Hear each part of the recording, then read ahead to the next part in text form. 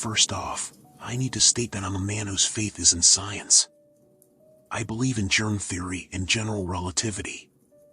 The supernatural is not my ballgame. Never has been. I am skeptical of all things people think can't be explained by science. I grew up with a Bible-thumping father and no mother because apparently sepsis is all part of God's plan. My mother died at home with a fever of more than 105 Fahrenheit. My dad didn't believe in theories. Not medicine or Cro-Magnon man. There was just God and his plan. Although I'd like to think my father had no influence on my life, I suppose all this led me to where I am now. I'm the head of the anthropology department at a large southern university. My work, my life, it's all rock dust and carbon dating. Tables laid with tangible bones far older than 5,000 years with computer data to prove it. My father said such things were put in the dirt by the devil. The fossil record was but a test of faith. I hate that man, but now I'm wondering if somehow, like a broken clock being right twice a day, the bastard was right. Anthropologists aren't usually the recipients of late-night business calls. So when my work cell rang at 11 p.m., I figured I'd either been butt-dialed or it was another spam call about a vehicle warranty. I answered all the same. Hello, this is Professor Hinckley. Professor, this is Deputy Nick Caper. I'm with the Oconee County Sheriff's Office. I'm sorry to bother you at this hour, sir. You were recommended to me by the folks at Clemson. I didn't specialize in forensic anthropology, but I'd done work for the state before when human remains of native peoples were found. I must admit, calls like this made me feel important. I puffed out my chest and tried to shake the sleep out of my voice. Ah yes, how may I help you, young man? Young man. I cringed. I wasn't even 50. Who was I trying to be? Sir, we're trying to stay ahead of the press on this, so your discretion would be greatly appreciated. We got a call this afternoon. Someone's dog wandered off on a walk in Sumter and came back with a femur in his mouth. Oh, boy. Yeah, well, the owner went looking to see where he fetched it from and found some human remains. They're old, so we're not talking about murder or at least any kind of active investigation, but the thing is, there's a lot of them. A lot of bones? Yes, sir. Dozens. As in dozens of bodies. The problem is it doesn't seem to be a burial ground. The dead folks, well, they're wearing Western-style clothes. Shirts and trousers and such. We did some research and read that mass graves of bodies all piled on each other like this would be peculiar. It would, I said as I pinched my nose. I take it you need someone to come out and take a look. We'd be very grateful. You can bring whoever you like. We just need this identified before our little town gets overrun by the media types filling the bars. I'm sorry, the county isn't familiar. Where did you say you were? Oh, don't worry, that's just how we like it here. We're in western South Carolina. Sumter National Forest. I'll email you all the details. Okay, I sighed. Okay, I can get there tomorrow, but it'll be somewhat later. 5 p.m. or so. I'll bring my team with me. My team? I cringed again. It was a fancy term for a couple of broke graduate students. Well, I'll tell the sheriff. Thank you, Professor. Apologies again about the hour. Don't worry about it. By now. I hung up and Googled Sumter National Forest. That part of the park in Oconee County was isolated. I clicked my thumbnail in my teeth. Western-style clothing. I figured it could be the mass grave from an old epidemic that hit some settlers. Everything about this felt strange. From the phone call to the circumstances. Who at Clemson would recommend me? It was Friday and I hoped my team, Meredith and Casey, weren't going to be too hungover to work as I went back to bed. The three of us carpooled and hit the road around 3 p.m. It was a later start than I'd have liked, but we would be at the address the deputy sent me around 6 p.m. As it turned out, the address that was sent to me was more of a crude waypoint. The bodies were found nearly 400 feet from a trail, and I had thought we were lost until I saw a trailhead parking lot with a few law enforcement vehicles in it. We got out and stretched our legs. We had several large bags of excavation equipment, and hauling them off trail would be a hell of a workout. I was beginning to regret even saying yes to this. Still, the circumstances were intriguing. This grave could be the site of some previously unknown events in early American history. I tried to tell myself that I should be excited. You should quit acting like such an old man. I met with the sheriff, Deputy Caper, and a few county clerks that were simply curious. The hike wasn't as strenuous as I thought it'd be. It was entirely flat, but the bramble we had to wade through had strewn my skin with scrapes. I was actually blinking away a little blood by the time we got there. The dig site itself was clear. All the bushes and even small trees had all been sawn away, leaving an open patch of land about the size of a 2-car garage. The ground was slightly dug up, and a ring of earth lay around the mass grave. I immediately noticed something was off. The bones that were visible were blackened as if they were burnt. Their clothing had curled from flames, and what little of the cotton was left was bunched and dirty. Still, I could tell the clothing was certainly not native. I looked at Deputy Caper with my mouth slightly agape. These bodies have been burnt. He turned to the sheriff. I told you, Sheriff. Ain't no way dirt and time does that to skeletons. The sheriff huffed. You're no archaeologist, Nick. So, what do you think this was? The sheriff looked at me expectantly as if I should already know the answers. Some kind of sickness or massacre. I have no idea. How old are they, do you think? I glared at him and repeated myself. I have no idea. Old.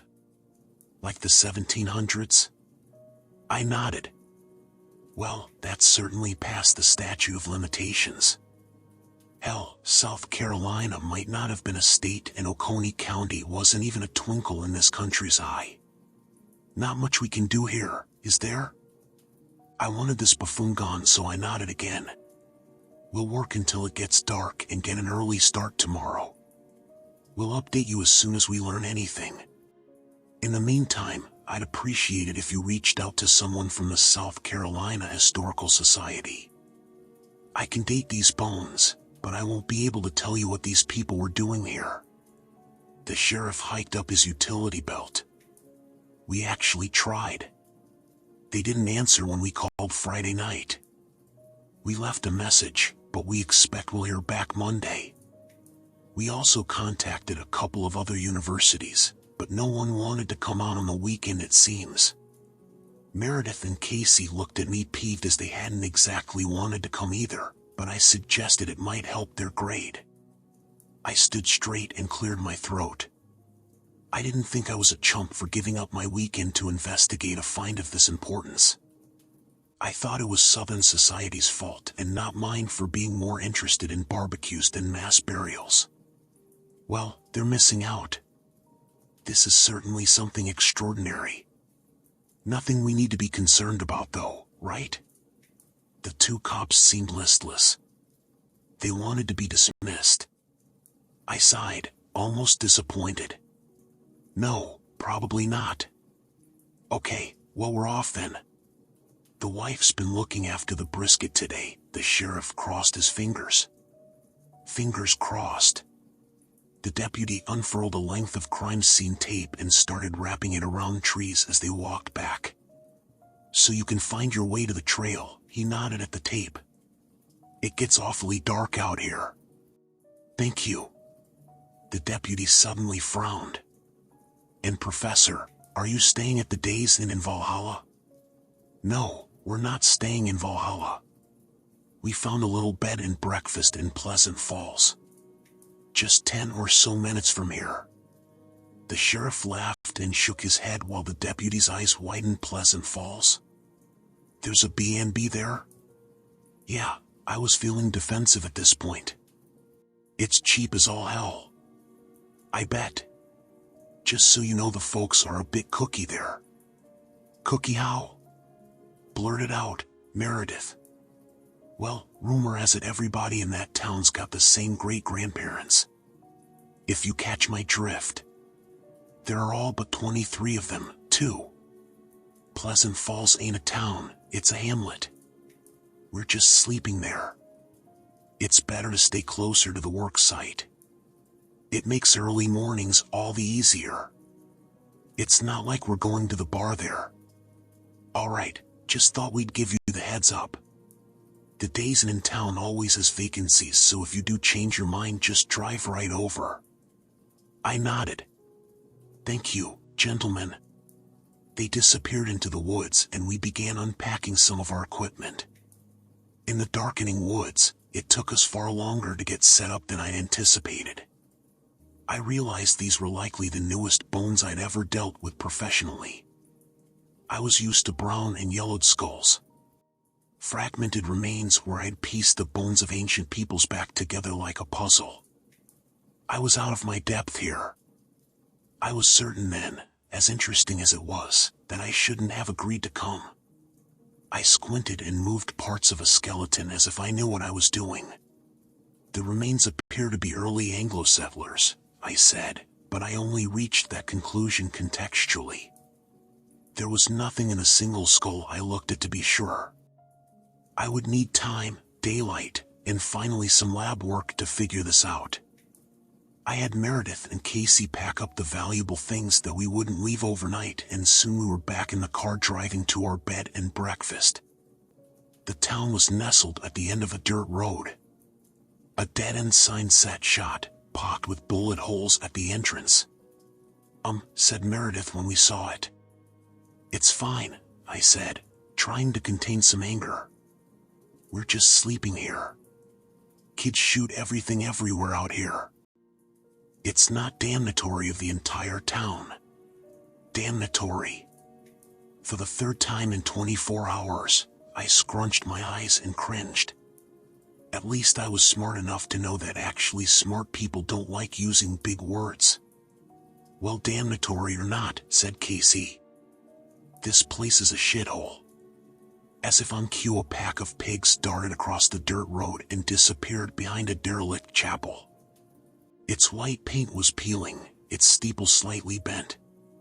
Well, if you're looking for the Ritz-Carlton, you picked the wrong major. I pulled angrily into the dirt driveway of the B&B. The house didn't look horrible. The paint was fresher than most of the other buildings, and the nice sign they had in front looked like someone put labor into making it a presentable business. We got out of the car and all wheeled around. The town was deserted. Even though the population was only a couple dozen, it was still disturbing. A curious flock of chickens bobbed across the grass towards us.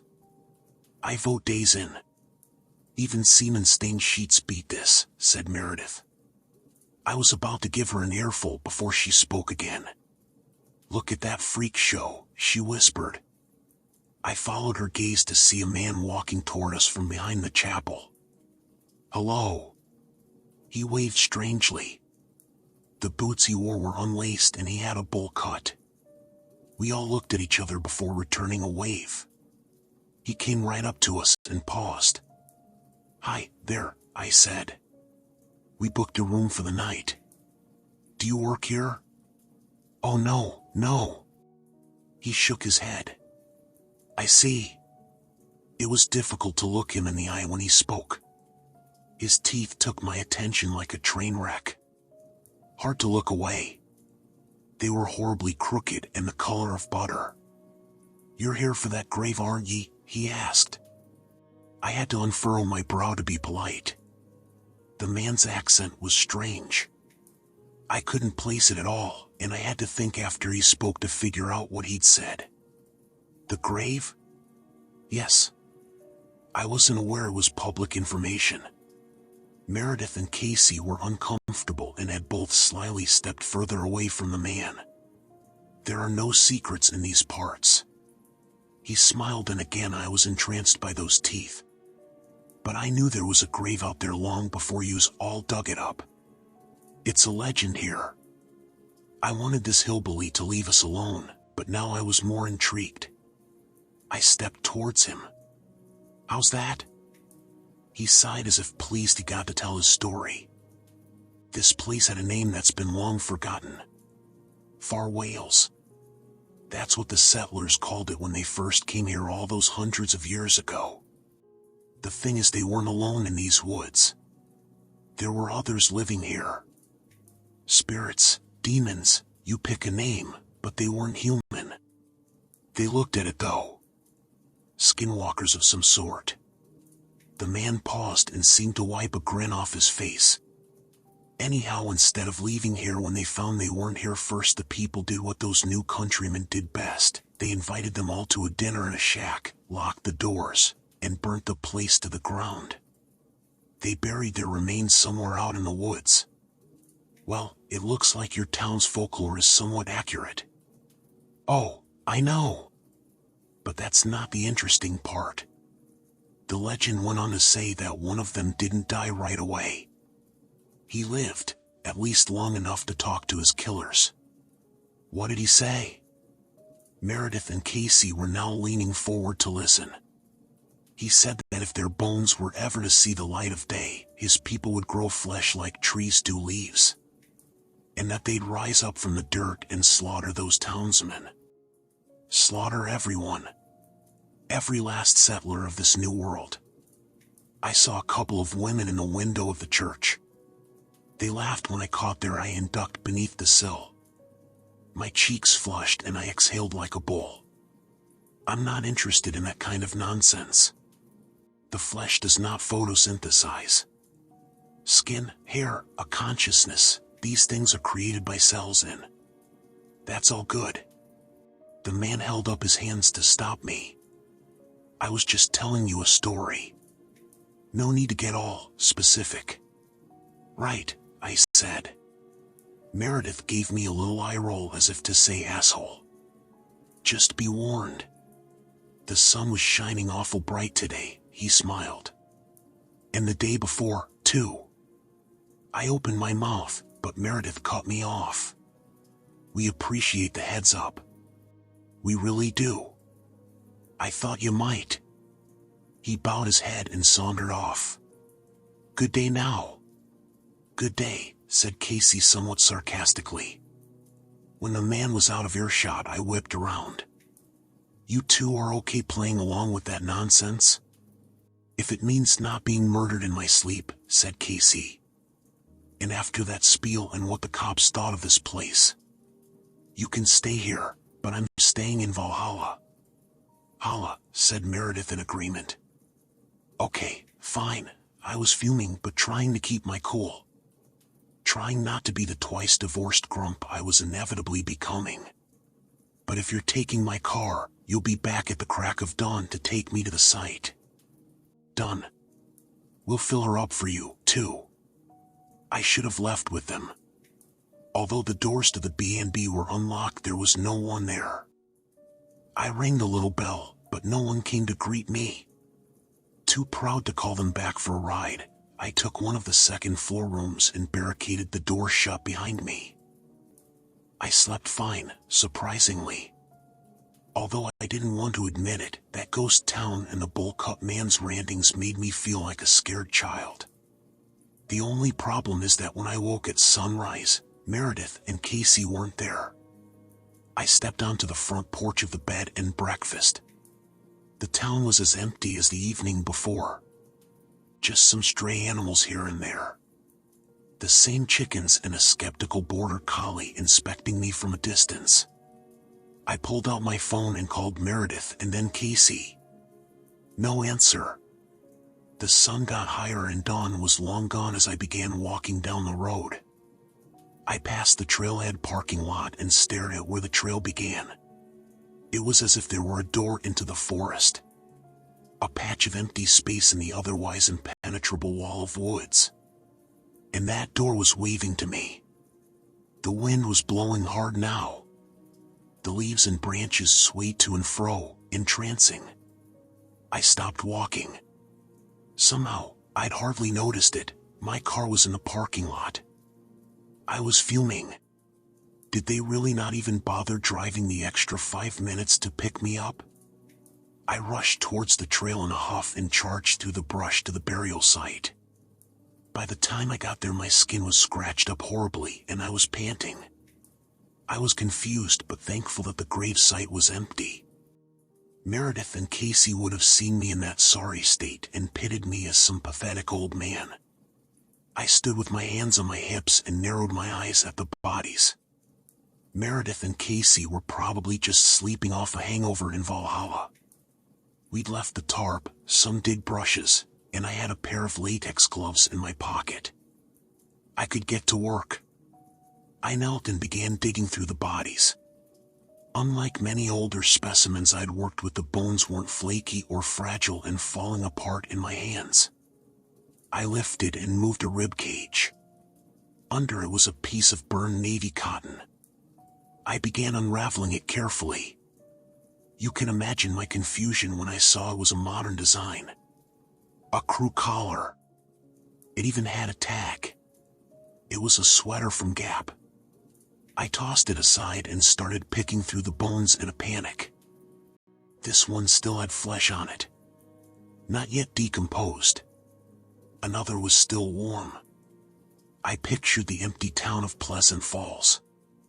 A ghost town that was supposed to have 24 residents. How many bodies were in this grave?